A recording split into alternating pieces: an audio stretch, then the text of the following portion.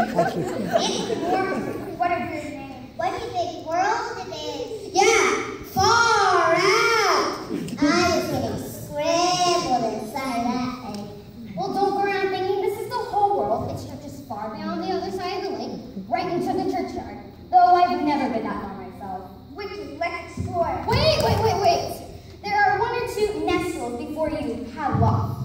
Number 1, no web feet in the nest. Number 2, you must feather your own nest every morning. Number 3, no quacking after sunset. Number 4, no plankton in between meals. Number 5, wait a minute, you're not all here. Hey guys, there's going to be another member of the gang. Oh, quack, and it's the big one.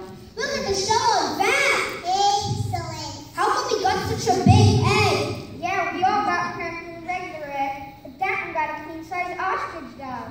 It's not fair, Mama. No, Mama, it's not fair. Hi, kids. I'm your dad. Take a good look at him